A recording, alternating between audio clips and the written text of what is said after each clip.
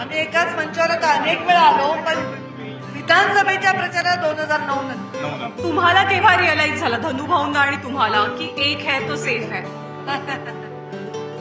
आम्ही आमच्या मार्गावर होतो, पण आम्ही कधीही असा दुस्वास आमचा आता ठीक आहे आम्ही एकमेकांना विरोध केला, एकमेकांच्या विरोधात पडलो, निवडून आलो. म्हणजे काही गोष्टी अशा आहेत की आपण वाईट झालं म्हणतो, प्रारब्ध म्हणतो, आणि काही गोष्टी त्यातनं सुद्धा चांगल्या असतात. म्हणजे प्रत्येक गोष्ट जी वाईट होते त्यातनं काहीतरी चांगलं होतं. त्याच्यात मी त्या समेटाचाही पार्ट नव्हते, मी त्या वॉरचाही पार्ट नव्हते, म्हणून मी ते काय म्हणतात ना, new kid on the block. त्या दोघांनी एकत्र काम केलेलं आहे, त्या दोघांनी एकमेकांच्या विरोधातही काम केलेलं आहे. आज दिवसभर पंकजा मुंडेंचा प्रचार कसा असतो ते आपण बघितलं आणि प्रचार संपताना ही आपल्याला अशी परफेक्ट फ्रेम बघायला मिळते. पंकजा मुंडे, धनंजय मुंडे आणि प्रीतम मुंडे. किती वर्षांनी परळीला हे चित्र दिसत आहेत, तीनही भावंड एकाच मंचावर.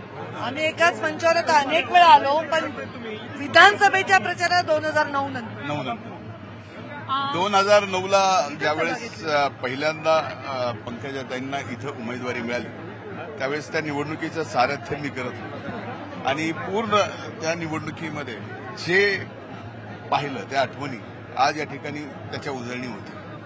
आणि त्याचा एक मला सर्वांनाच जे जीवाभावाचे सगळे कार्यकर्ते आमच्या कुटुंबाशी जोडलेले त्यांना एक अभूतपूर्व आनंद. तुम्हाला केव्हा रिअलाइज झालं धनुभाऊंना आणि तुम्हाला की एक है तो सेफ है?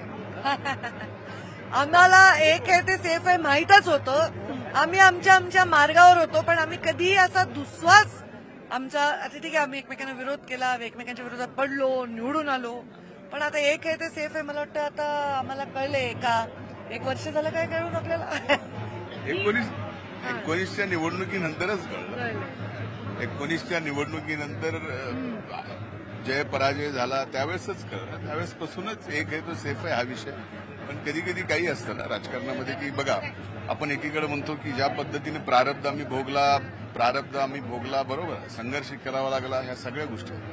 पण त्यामध्ये काय झालं, ताईंचं नेतृत्व पण पुढे आले, त्या आमदार झाल्या, त्या महाराष्ट्राच्या नेत्या झाल्या, आज देशाचं काम करतायत, मंत्री झाले. मीही विरोधी पक्ष नेता झालो, मीही मंत्री झालो. म्हणजे काही गोष्टी अशा आहेत की आपण वाईट झालं म्हणतो, प्रारब्ध म्हणतो, आणि काही गोष्टी त्यातनं सुद्धा चांगल्या असतात. म्हणजे प्रत्येक गोष्ट जी वाईट होते त्यातनं काहीतरी चांगलं होतं. हे असं एक विषय आहे. पण ठीक आहे, तो संघर्ष नसावा, ह्या सगळ्या गोष्टी आहेत, त्या मिळवण्यात काही नाहीये, पण हे जे समाधान आहे ते वेगळं. अच्छा, ही समेट घडली कशी? त्याच्यात मी त्या समेटाचाही पार्ट नव्हते, मी त्या वॉरचाही पार्ट नव्हते, म्हणून मी ते काय म्हणतात ना, new kid on the block.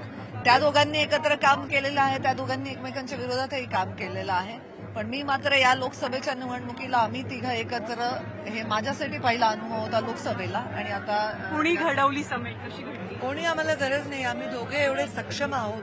समेटचा मुद्दाच नव्हता. त्यांनी म्हटलं जसं की 19 नंतर ज्या घटना घडत गेल्या, आणि तसं धनंजयची प्रकृती बिघडली, तो ऍडमिट होता, खूप म्हणजे सिरियस ऍडमिट होता, त्याला आजारी होता. आणि मग त्यांचा फोन आला मला पीएचा की ते खूप आजारी आहेत. तर मग मी गेले, आणि हळूहळू आमची मनात तर दुरी नव्हतीच.